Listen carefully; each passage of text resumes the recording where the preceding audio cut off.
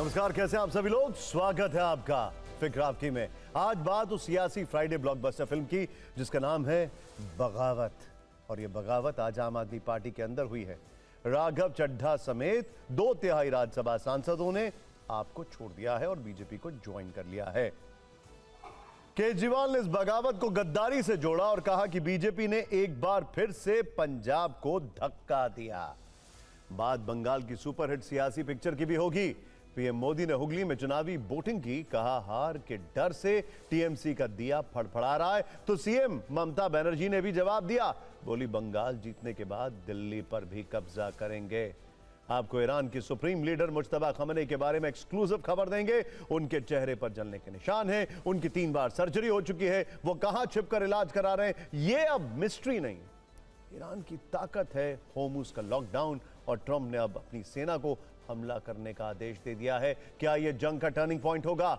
इसके अलावा बात साइलेंट सबमरीन की भी होगी जो भारतीय नौसेना की ताकत बढ़ा सकती है। जर्मनी से मेगा डील होने वाली है जिसके बाद हिंद महासागर में भारत पावर बैलेंस को बदल देगा। लेकिन पहले बात आपके आम आदमी पार्टी के बागियों की, जिन्होंने आज केजरीवाल की फिक्र को कई गुना बढ़ा दिया। देखिए, आज की सबसे बड़ी फिक्र आम आदमी पार्टी की है, क्योंकि आम आदमी पार्टी यानी आप में सबसे बड़ी टूट हुई है, जिसे आप अब तक का सबसे बड़ा ऑपरेशन लोटस बता रही है। इसे टूट आपकी भी कह सकते हैं। राघव चड्ढा सहित आपके 7 सांसदों ने घर में ही झाड़ू लगा दी। दिल्ली में शाम 4 बजे कुछ ऐसा हुआ जिसने पूरे देश में सियासी भूचाल ला दिया। राज्यसभा में 10 सांसदों वाली आम आदमी पार्टी में बस 3 ही माननीय बाकी बचे हैं।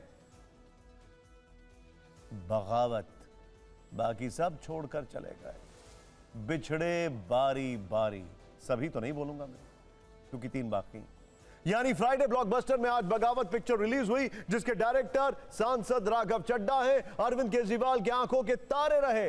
राघव भागी हो गए हैं, जिन्हें कुछ दिनों पहले राज्यसभा में उपनेता पद से पार्टी ने हटा दिया था। हैरानी की बात यह है कि राघव को हटाकर जिनको यह पद दिया गया वो भी पार्टी छोड़ गए। आम आदमी पार्टी के 10 में से 7 राज्यसभा सांसद बीजेपी के साथ चले गए हैं। आपके इन 7 बागियों की लिस्ट में राघव चड्ढा, संदीप पाठक, अशोक मित्तल, हरभजन सिंह, स्वाति मालीवाल, राजेंद्र गुप्ता और विक्रम साहनी के नाम हैं। आम आदमी पार्टी से राज्यसभा के 2/3 सांसदों के बीजेपी में विलय होने के का फैसला को आप कह सकते हैं कि आम आदमी पार्टी के राज्यसभा संसदीय दल का बीजेपी में विलय हो गया है। 2/3 नंबर है ना, इसलिए। दिल्ली के कॉन्स्टिट्यूशनल क्लब में राघव समेत 3 सांसदों ने पार्टी छोड़ने की घोषणा की और कुछ देर बाद बीजेपी में शामिल हो गए। तस्वीरें देखिए। बीजेपी हेडक्वार्टर में उनका वेलकम करने के लिए खुद नए अध्यक्ष नितिन नवीन मौजूद थे। नितिन नवीन ने सबसे पहले राघव चड्ढा को गुलदस्ता दिया, फिर संदीप पाठक की बारी आई, तीसरे नंबर पर अशोक मित्तल रहे। गुलदस्ता देने के साथ तीनों का मुंह मीठा भी नितिन नवीन ने ही कराया। पार्टी छोड़ने से पहले राघव चड्ढा ने कई गंभीर आरोप लगाए तो आम आदमी पार्टी ने भी तुरंत जवाब दिया। राघव चड्ढा ने आरोप लगाया कि आम आदमी पार्टी अपने सिद्धांतों से भटक चुकी है। संजय सिंह ने कहा, जवाब देखिए कि बीजेपी का ऑपरेशन लोटस बड़े पैमाने पर शुरू हो गया है। राघव के मुताबिक आम आदमी पार्टी करप्ट लोगों के हाथ में जा चुकी है। संजय सिंह ने जवाब दिया कि ईडी और सीबीआई का इस्तेमाल किया जा रहा है। राघव चड्ढा का कहना है कि मेरी आवाज पार्टी ने बंद कर दी थी। इस पर संजय सिंह ने कहा कि पंजाब की जनता इन गद्दारों को कभी माफ नहीं करेगी। आम आदमी पार्टी में सबसे बड़ी बगावत राघव चड्ढा के नेतृत्व में हुई है। इस पर अरविंद केजरीवाल ने एक लाइन की पोस्ट लिखी, बीजेपी ने फिर से पंजाबियों के साथ किया धक्का। पहले यह धक्का वर्ड को लेकर कंफ्यूजन था, बाद में क्लैरिटी आ गई। यह एक पंजाबी कोलोकियल है या एक पंजाब की भाषा में एक वहां की आम बोलचाल है। इन सब के बीच राघव चड्ढा ने बीजेपी में शामिल होने से ठीक पहले सोशल मीडिया पर लिखा कि आपके 2/3 से ज्यादा राज्यसभा सांसदों का बीजेपी में विलय हो गया है। 7 सांसदों ने दस्तावेज पर दस्तखत किए हैं, जिसे सभापति के सुपुर्द कर दिया गया। जिस आम आदमी पार्टी को मैंने अपने खून और पसीने से सींचा, वो आम आदमी पार्टी आज पूरी तरीके से अपने सिद्धांतों से, अपने मूल्यों से, अपने कोर मॉरल और वैल्यूज से भटक चुकी है। और अब ये पार्टी देश के लिए नहीं, देश के हित के लिए नहीं, बल्कि अपने पर्सनल फायदे के लिए काम कर रही है। I am the right man in the wrong party. इसलिए आज हम ये अनाउंस करते हैं, मैं ये अनाउंस करता हूं कि मैं आम आदमी पार्टी से दूर जा रहा हूं और जनता के पास जा रहा हूं। असल कारण बताता हूं कि क्यों मैंने पार्टी की गतिविधियों से अपने आप को अलग कर लिया, और उसका कारण यह है क्योंकि मैं उनके गुनाह में शामिल नहीं होना चाहता था। मेरी अपनी पार्टी ने मेरी आवाज बंद कर दी थी। आज मैं बहुत दुख के साथ, बहुत पीड़ा के साथ और बहुत शर्म के साथ ये कह रहा हूं कि जो पार्टी करप्शन खत्म करने की कसम खाकर बनी थी, वो पार्टी आज करप्ट और कॉम्प्रोमाइज लोगों के हाथ में बुरी तरीके से फंस चुकी है। नरेंद्र मोदी और अमित शाह का ऑपरेशन लोटस घटिया राजनीति का खेल और पंजाब के भगवंत मान सरकार के अच्छे कामों को रोकने का षड्यंत्र बड़े पैमाने पर शुरू हो गया है। हमारे सांसदों को तोड़ा जा रहा है, उनको अपनी पार्टी में शामिल किया जा रहा है, ईडी सीबीआई का इस्तेमाल किया जा रहा है। इसका मतलब भय दिखा के, प्रशासनिक तंत्र का दुरुपयोग करके यह ऑपरेशन लोटस चलाया जा रहा है। इन सातों लोगों ने पंजाब की जनता के पीठ में छुरा मारने का काम किया है, पंजाब के साथ गद्दारी करने का काम किया है, पंजाब के लोगों को धोखा देने का काम किया है। देखिए, अब राज्यसभा में आम आदमी पार्टी के 3 सांसद बाकी बचे हैं। सांसद संजय सिंह, बलवीर सिंह सीचेवाल और एनडी गुप्ता। दल में दो तिहाई टूट से एक फायदा यह है कि पाला बदलने वालों पर दल बदल कानून लागू नहीं होगा, यानी उनकी सदस्यता को कोई खतरा नहीं है। वो 7 चेहरे एक साथ आपके सामने हैं। ध्यान से देखिए, राघव चड्ढा, संदीप पाठक, अशोक मित्तल, फिर हरभजन सिंह, यहां पर स्वाति मालीवाल, राजेंद्र गुप्ता और विक्रम साहनी। ये हैं वो 7 चेहरे, 10 में से 7। सवाल यह है कि क्यों अरविंद केजरीवाल के ब्लू आइड बॉय माने जाने वाले राघव चड्ढा को अब पार्टी का सबसे बड़ा गद्दार माना जा रहा है। 2022 में जब पंजाब में आम आदमी पार्टी की सरकार बनी तो राघव चड्ढा को डिफेक्टो सीएम कहा जाता था। राघव को लेकर यह भी कहा जाता था कि वो सीधे केजरीवाल के संपर्क में रहते हैं और बैकडोर से पंजाब सरकार वही चला रहे हैं। यहीं से मतभेद का सिलसिला भी शुरू हो गया। हालांकि एक खबर यह भी आई थी, जिस वक्त अरविंद केजरीवाल, मनीष सिसोदिया जेल में थे, तब खबर यह आई थी कि राघव चड्ढा जो हैं वो भागे भागे फिर रहे हैं। ऐसी खबरें आ रही थीं। वो लापता हो गए थे, दिखाई नहीं दे रहे थे, ऐसी खबरें आ रही थी। खैर, जो हमने आपसे कहा, भगवंत मान और राघव चड्ढा के बीच टकराव की खबरें सामने आती रहीं। कई बार हुआ जब राघव पर भगवंत मान के समानांतर अधिकारियों के लाख बैठक करने और फैसले लेने के आरोप लगे। हालांकि इस मुद्दे को लेकर राघव चड्ढा या भगवंत मान ने खुलकर कभी कोई नाराजगी नहीं दिखाई, लेकिन कहते हैं कि अंदर खाने का टकराव जारी रहा। पार्टी सूत्रों के मुताबिक भगवंत मान ने अरविंद केजरीवाल के सामने कई बार राघव के दखल देने का मुद्दा उठाया, लेकिन वो उनके फेवरेट बने रहे। राघव के साथ टकराव का दूसरा दौर तब शुरू हुआ जब केजरीवाल समेत पार्टी के सीनियर नेताओं की गिरफ्तारी हुई। तब भगवंत मान तो अपने कैबिनेट मंत्रियों और विधायकों के साथ दिल्ली तक धरना देने के लिए पहुंच गए, लेकिन राघव चड्ढा ऐसे कार्यक्रमों से दूर रहे। वफादारी दिखाने के लिए भगवंत मान लगातार एक्टिव रहे और जब केजरीवाल जेल से बाहर आए तो राघव चड्ढा को पंजाब से बिल्कुल दूर कर दिया। कहा तो यह भी जा रहा है कि जब केजरीवाल जेल से बाहर आए तो राघव चड्ढा का हृदय परिवर्तन हो चुका था, ऐसा कहते हैं आम आदमी पार्टी के लोग।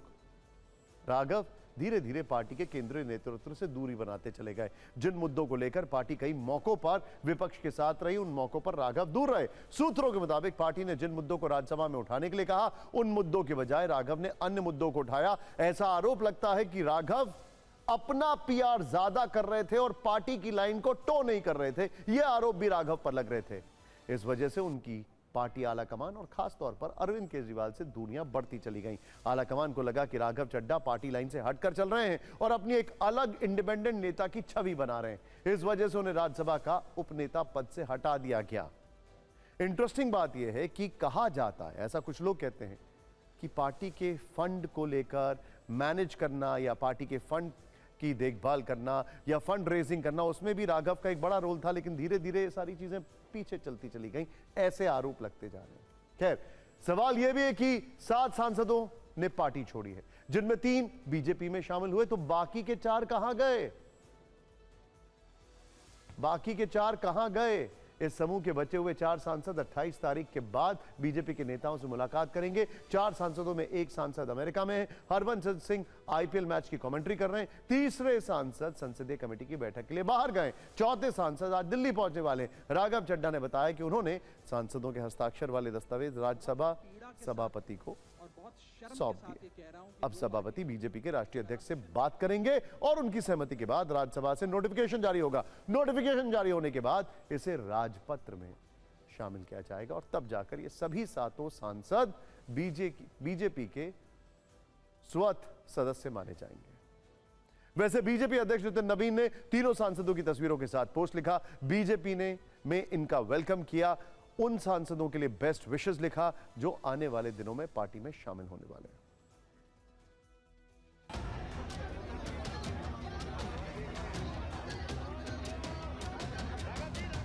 ਅੱਜ ਜਿਹੜੀ ਬੀਜੇਪੀ ਨੇ ਗਦਾਰੀ ਕੀਤੀ ਹੈ ਪੰਜਾਬੀਆਂ ਨਾਲ, ਕਿਉਂਕਿ ਉਹਨਾਂ ਕੋਲ ਬੀਜੇਪੀ ਕੋਲੇ ਆਪਣਾ ਕੁਝ ਹੈ ਨਹੀਂ, ਆਪਣਾ ਤਾਂ ਬੇਸ ਹੈ ਨਹੀਂ ਪੰਜਾਬ 'ਚ ਉਹਨਾਂ ਦਾ ਬਿਲਕੁਲ। ਪਾਰਟੀ ਵੱਡੀ ਹੁੰਦੀ ਹੈ, ਸੰਗਠਨ ਵੱਡਾ ਹੁੰਦਾ, ਵਿਅਕਤੀ ਵੱਡਾ ਨਹੀਂ ਹੁੰਦਾ। ਇਹ 6-7 ਜਾਣੇ ਜਿਹੜੇ ਗਏ ਨੇ ਇਹ ਪੰਜਾਬ ਨਹੀਂ ਹੈਗੇ, ਇਹ ਗਦਾਰ ਨੇ। इस पार्टी में रहकर काम करना लगभग जो भी परिस्थितियां थी, जो भी कारण थे, उससे ये लगभग तय था कि यहाँ संभावनाएं समाप्त हो गई थी। भारतीय जनता पार्टी को आज मैं ज्वाइन कर रहा हूँ। मेरा रास्ता आज से अलग है।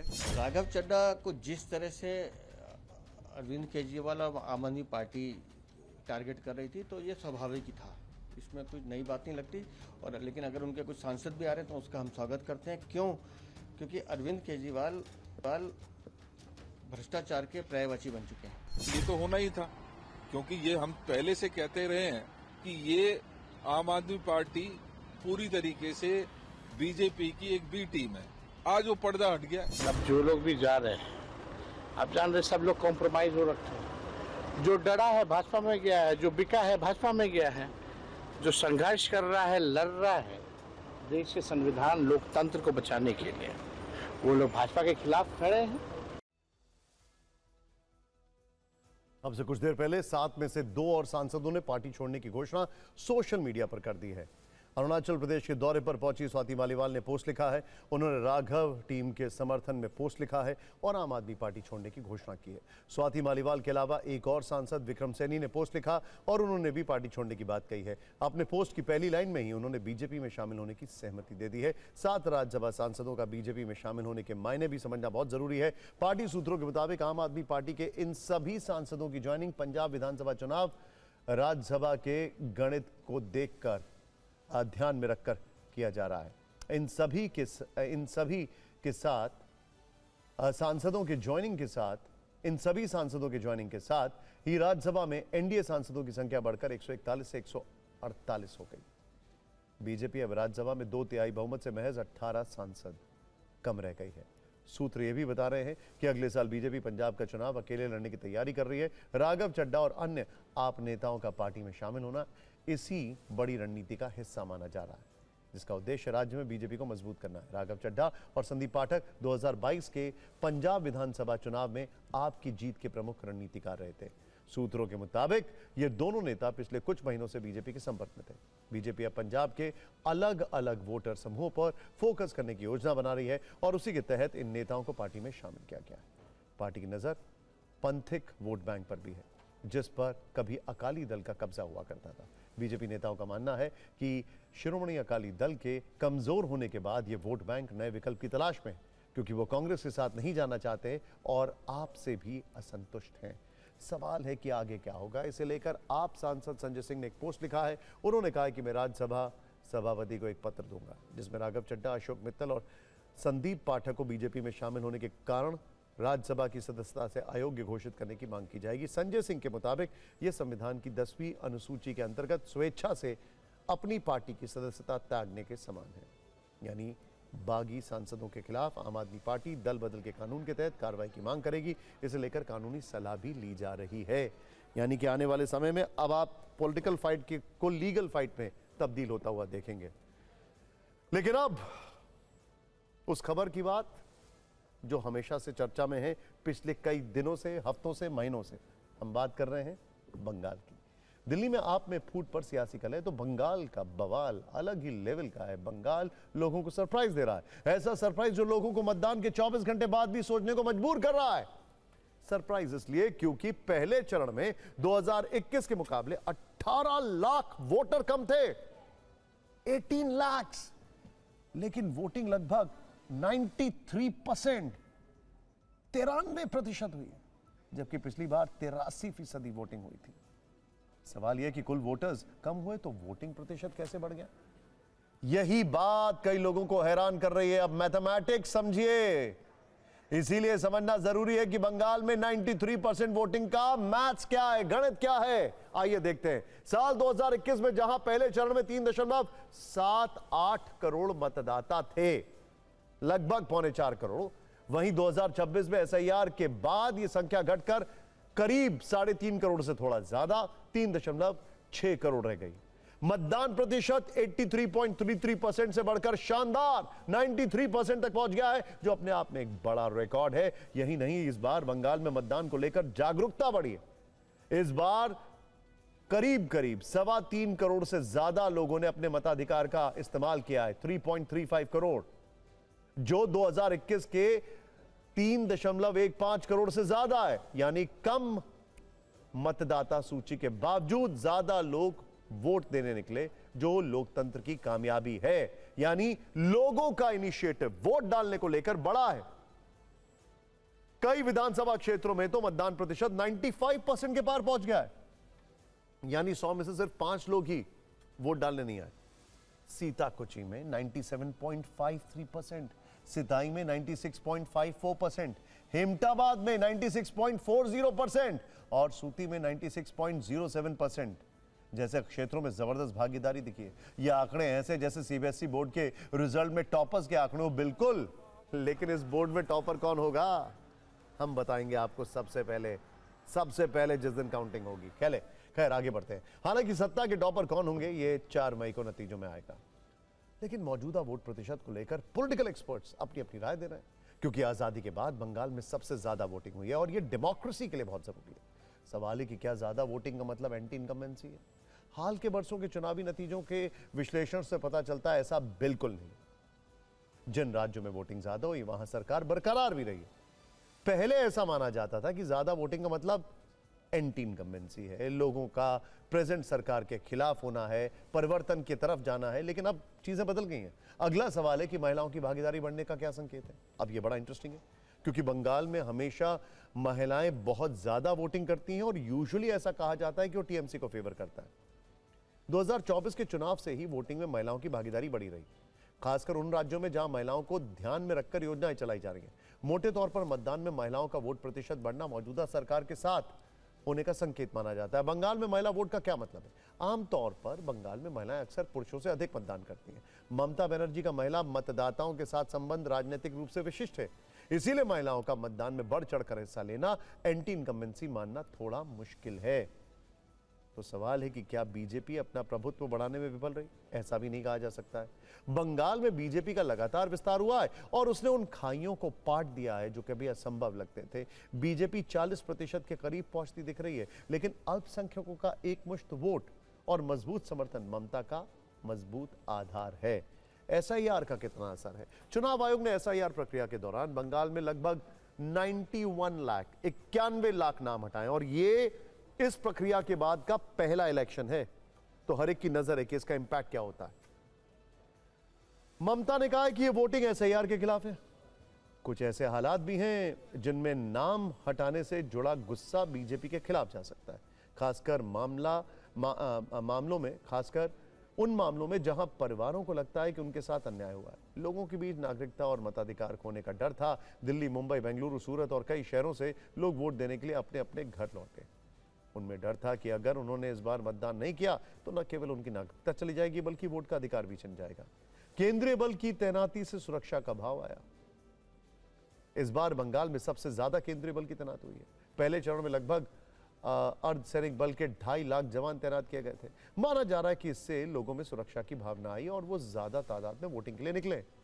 इससे पता चलता है कि बंगाल में संभवतः संभवतः भारत में सबसे अधिक राजनीतिक रूप से संवेदनशील है। वैसे आंकड़े देखकर बीजेपी और ममता बनर्जी दोनों अपनी अपनी जीत बता रहे हैं। बीजेपी का कहना है कि बम्पर वोटिंग मतलब ममता की सत्ता गई। ममता बनर्जी का कहना है कि ये वोट एसआईआर के खिलाफ।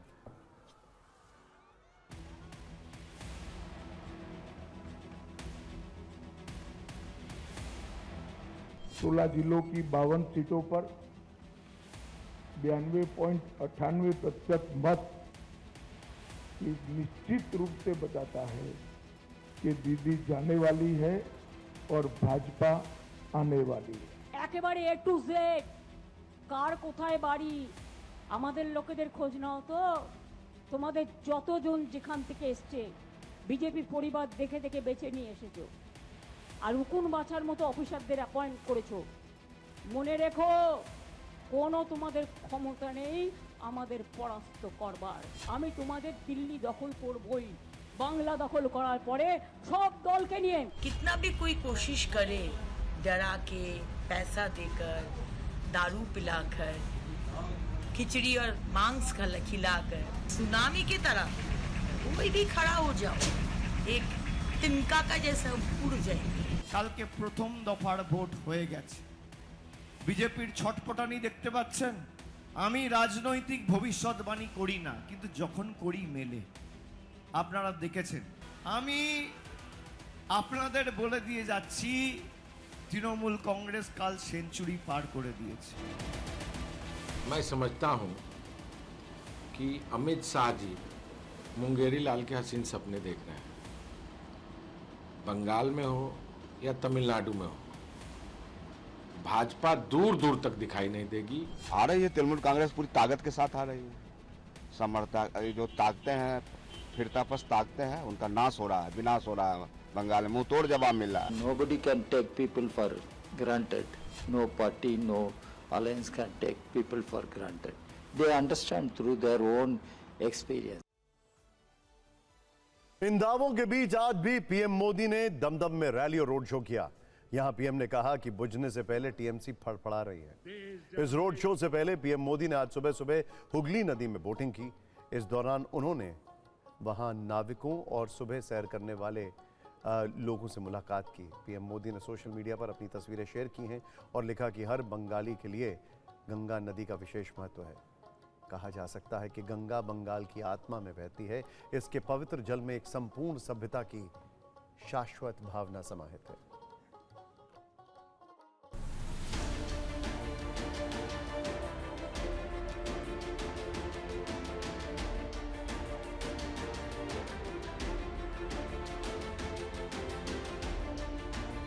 ये मत भूलना, हर बुझता हुआ दीपक थोड़ा फड़फड़ाता है। वैसे ही टीएमसी का दिया बुझने से पहले थोड़ा फड़फड़ा रहा है। पिछले 15 वर्षों में टीएमसी की सरकार ने बंगाल की पहचान को तहस नहस कर दिया है।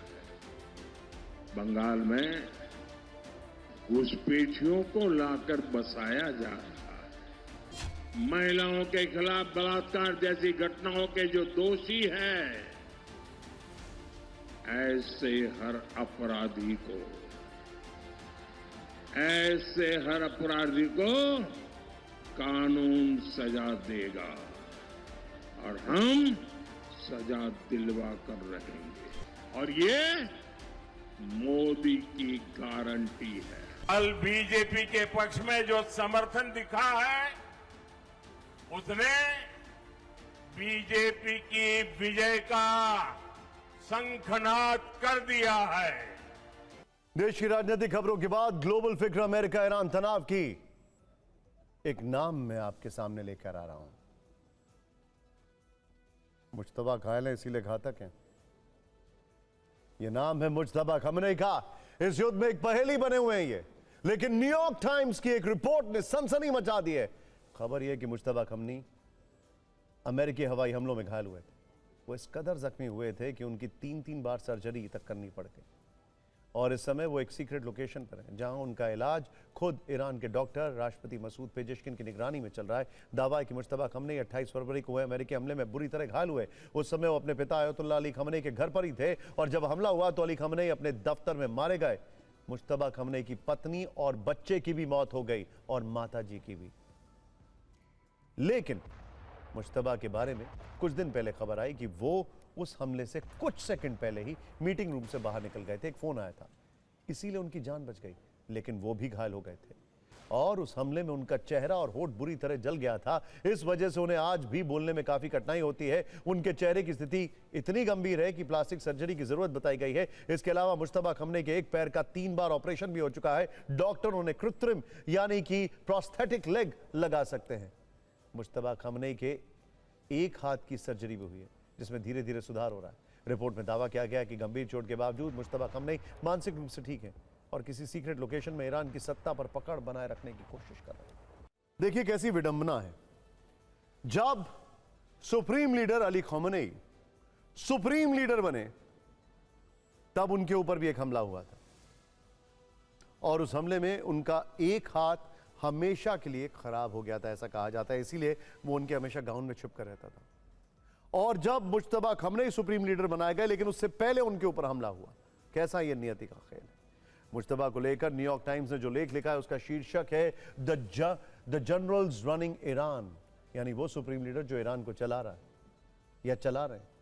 ये बात शायद इस युद्ध की पल पल की खबर रखने वाले हमारे कई दर्शकों को मालूम होगी कि अमेरिका इजराइल ने जब से ईरान पर हमले शुरू किए हैं तब से मुश्तबा खमनेई सार्वजनिक तौर पर नजर नहीं आए। उनकी कोई पब्लिक अपीयरेंस नहीं दिखी।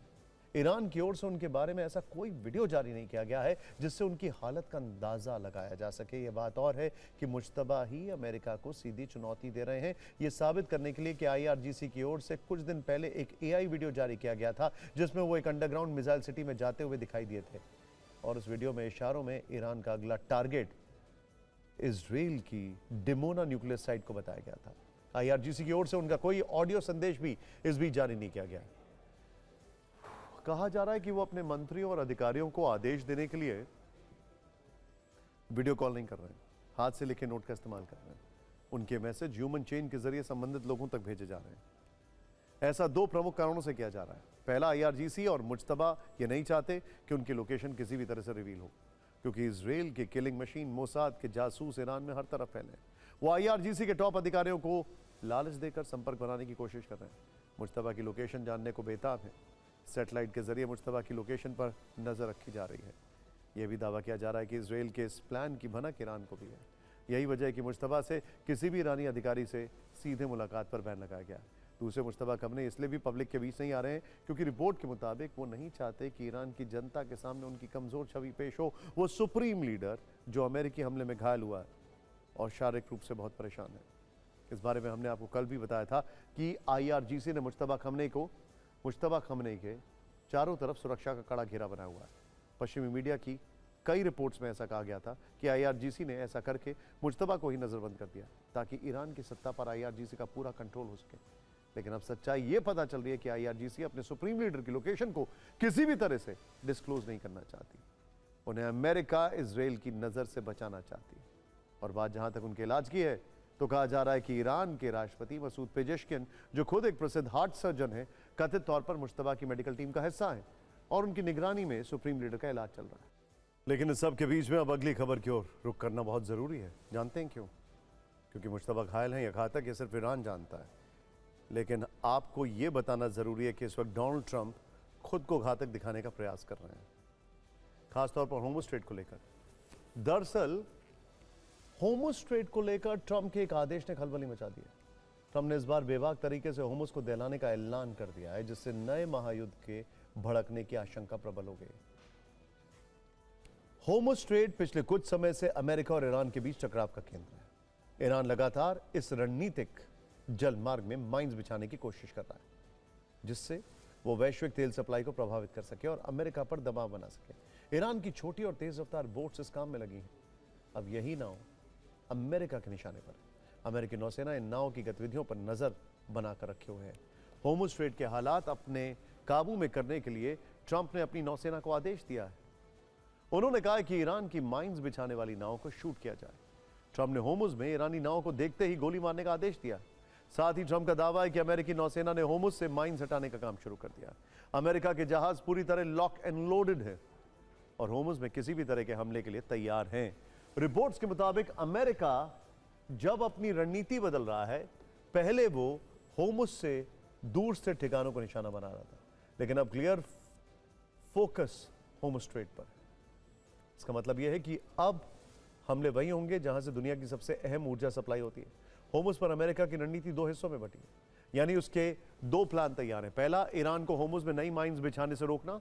इसके लिए अमेरिकी नौसेना ने निगरानी बढ़ा दी है और उन छोटी नावों को टारगेट बनाया जा रहा है जो माइंस बिछाने में इस्तेमाल हो रही है। इसका मतलब यह है कि अमेरिकी नेवी होमुज में हर संदिग्ध बोट को संभावित खतरा मानते हुए एक्शन मोड में है। अमेरिका का दूसरा प्लान थोड़ा चुनौतीपूर्ण है। प्लान है कि होमुज में पहले से बिछाई गई माइंस को ढूंढना और उन्हें नष्ट करना। यह काम आसान नहीं है, क्योंकि समुद्र में बिछाई गई माइंस को ढूंढना और उन्हें सुरक्षित तरीके से हटाना बहुत जटिल प्रक्रिया होती है।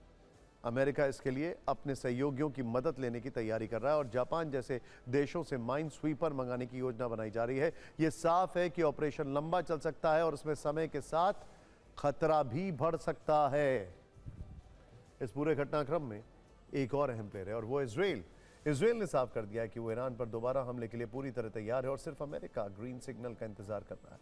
इजराइल के रक्षा मंत्री इजराइल काटिज ने संकेत दिए हैं कि ईरान के अंदर टारगेट की पूरी लिस्ट भी तैयार है और इस बार हमला सिर्फ सैन्य ठिकानों तक सीमित नहीं रहेगा, बल्कि ऊर्जा ढांचे को भी निशाना बनाया जा सकता है। फिलहाल तेहरान और तेल अवीव में बम, गोले, मिसाइल और ड्रोन्स के हमले रुके हुए हैं, लेकिन दोनों तरफ से युद्ध को के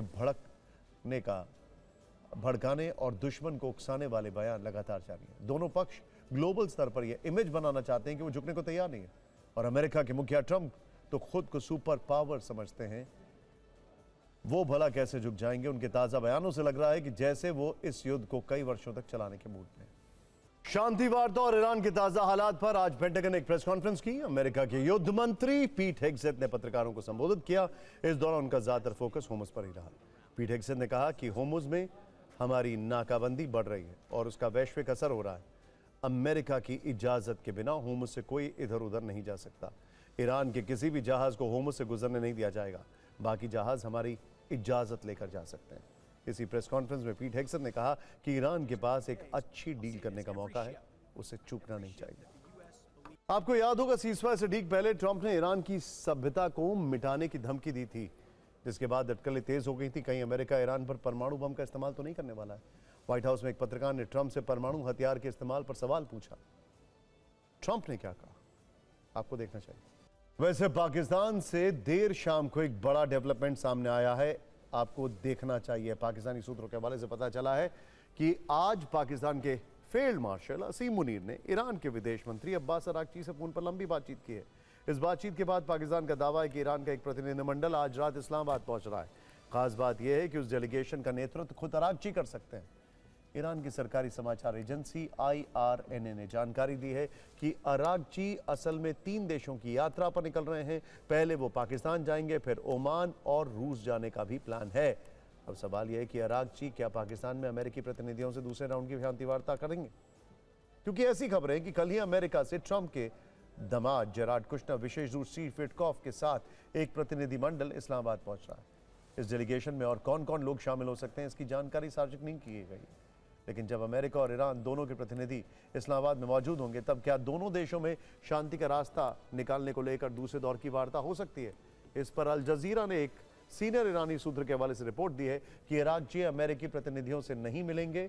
लेकिन इस बीच ईरान इंटरनेशनल के हवाले से एक बड़ी खबर है कि तेहरान में आंतरिक मतभेदों के कारण संसद अध्यक्ष कालीबाफ ने शांति वार्ता दल के प्रमुख पद से इस्तीफा दे दिया और कट्टरपंथी रूढ़िवादी राजनीतिक सईद जलीली या फिर विदेश मंत्री अरागची को उनके संभावित उत्तराधिकारी के रूप में देखा जा रहा है। तो कल का दिन अमेरिका ईरान तनाव में बहुत ही ज्यादा महत्वपूर्ण हो सकता है। हम आपको इसका एक एक अपडेट देंगे। अब राष्ट्रपति ट्रंप बनाम ईरान की बात करते हैं। दरअसल कल राष्ट्रपति ट्रंप ने भारत को नरक बताया था। भारत ने इस पर कुछ खास प्रतिक्रिया तो नहीं दी। कह सकते हैं कि भारत ने संयम दिखाया। चीन ने भी ट्रंप की बातों से दूरी बना रखी, लेकिन ईरान ने इस मामले में एंट्री ले ली है और विवाद के इस मंच पर आते ही ऐसा जवाब दिया कि ट्रंप का पूरा नैरेटिव पलट गया। यह सिर्फ प्रतिक्रिया नहीं थी, बल्कि नहले पर दहला था। दिलचस्प बात यह रही कि इस विवाद में ईरान ही एकमात्र ऐसा देश था जिसने भारत के समर्थन में सबसे तीखी प्रतिक्रिया दी है। हैदराबाद स्थित ईरानी दूतावास ने सोशल मीडिया पर लिखा, भारत और चीन सभ्यता की जन्मस्थली है। असली हेल होल वो जगह है जहां के युद्धोन्मादी मतलब वॉर मॉन्गर्स राष्ट्रपति डोनाल्ड ट्रंप ईरान की सभ्यता को मिटाने की धमकी देते। ईरान ने इतने पर नहीं छोड़ा, बल्कि ईरान के मुंबई काउंसलेट ने भारत का एक वीडियो जारी किया जिसमें भारत की विकास की ऐसी कहानी दिखाई गई जो ट्रंप की नजर का नंबर बदल देगी और भारत उन्हें अच्छा दिखने लगेगा। मुंबई काउंसलेट ने जो वीडियो जारी किया है उसमें यह भी कहा गया कि डोनाल्ड ट्रंप कभी इंडिया आके देखो फिर बोलना। एक बार वो वीडियो देखिए, फिर आपको बता दें कि अमेरिका में बैठकर कैसे ट्रंप का सच का सामना कराया गया। ईरान के इस वीडियो से ये तो समझ में आता है कि वो ट्रंप को न सिर्फ युद्ध के मैदान में ठीक ठाक जवाब दे रहे हैं, बल्कि सोशल मीडिया पर भी ट्रंप की कूटनीतिक क्लास लगाई जा रही है। हल्के अंदाज में ही सही, अमेरिका को आईना दिखाया जा रहा है। और कुछ ऐसा ही काम अमेरिका में बैठकर राष्ट्रीय स्वयंसेवक संघ के सर कारवा दत्तात्रेय होसबोले ने भी किया। उन्होंने अमेरिका में भारत को लेकर फैली गलत फहमियों का विरोध तो किया ही, यह भी बताया कि भारत दुनिया की चौथे सबसे बड़ी अर्थव्यवस्था है। इस तथ्य को स्वीकार किया जाना चाहिए। दरअसल वॉशिंगटन के हडसन इंस्टीट्यूट में न्यू इंडिया कॉन्फ्रेंस का आयोजन किया गया था। इस मौके पर होसबोले ने कहा कि अमेरिका और पश्चिमी देशों में भारत की एक पुरानी छवि बनी हुई है। आज भारत एक आधुनिक, प्रगतिशील और तेजी से विकास कर रही अर्थव्यवस्था है। चौथी अर्थव्यवस्था होने के साथ साथ दुनिया का बड़ा टेक हब है। भारत अब सांप सपेरों का देश नहीं है। उन्होंने ये भी कहा कि हिंदुओं ने कभी किसी पर आक्रमण नहीं किया। होसबोले ने अमेरिका के इसी मन से ये भी कहा कि अमेरिका के लोगों में भारत के प्रति गलतफहमी है जिसे दूर किया जाना चाहिए। और अब आपको जल्दी से डिफेंस सेक्टर से एक शुभ समाचार दे देते हैं। भारत और जर्मनी के बीच रक्षा क्षेत्र में एक बहुत बड़ी डील होने जा रही है जिसके तहत भारत को समंदर का साइलेंट किलर मिलेगा। साइलेंट किलर यानी वो पनडुब्बी जिसकी आहट दुश्मनों को नहीं लगती है। बहुत जल्द इस डील पर फाइनल मोहर लग सकती है। आपको बता दें कि इस महीने की 21 तारीख को रक्षा मंत्री राजनाथ सिंह 3 दिनों के जर्मनी के दौरे पर गए थे। उनसे मुलाकात के बाद जर्मनी के डिफेंस मिनिस्टर बोरिस पिस्टोरियस ने इस संभावित डील की जानकारी दी है। भारत और जर्मनी के बीच ये डील करीब 75,000 करोड़ रुपए की होगी। इस मेगा प्रोजेक्ट के तहत कुल 6 सबमरीन का निर्माण किया जाएगा और यह निर्माण कार्य भारत में ही होगा। जर्मनी की कंपनी थाइसन क्रुप मरीन सिस्टम्स और भारत की सरकारी कंपनी Mazagon dock ship builders limited साथ मिलकर काम करेंगे। आपको बता दें कि भारतीय नौसेना की मौजूदा पनडुब्बियां काफी पुरानी हो चुकी हैं। कई सबमरीन 25 साल से ज्यादा पुरानी हैं और उन्हें अपग्रेड होने की जरूरत है। ऐसे में यह डील नौसेना की ताकत बढ़ाएगी, लंबे समय तक समुद्र में ऑपरेशन की क्षमता देगी और दुश्मन पर नजर रखने और हमला करने की ताकत बढ़ाएगी। ये पनडुब्बियां जर्मनी के टाइप 214 डिजाइन पर आधारित होंगी और इन्हें भारत की जरूरत के अनुसार तैयार किया जाएगा। इनमें एयर इंडिपेंडेंट प्रोपल्शन होगा जिससे ये लंबे समय तक पानी के नीचे रह पाएंगी। इनका डिजाइन ऐसा होगा कि इनकी आवाज दुश्मन के रेडार सोनार से बच सकेंगी। आधुनिक सोनार और टारगेटिंग सिस्टम से ये दुश्मन के जहाज और सबमरीन को दूर से ट्रैक कर सकेंगी। इनमें टॉर्पीडो और एंटी शिप मिसाइल होंगे जिससे दुश्मन के जहाजों को आसानी से निशाना बनाया जा सकेगा। इस प्रोजेक्ट की सबसे बड़ी खासियत यह है कि पनडुब्बियों का निर्माण भारत में होगा। शुरुआत में करीब 45% हिस्सा स्वदेशी होगा और आखिरी सबमरीन तक ये 60% तक पहुंच सकता है। इससे भारत की रक्षा उत्पादन क्षमता और आत्मनिर्भरता को बड़ा फायदा मिलेगा।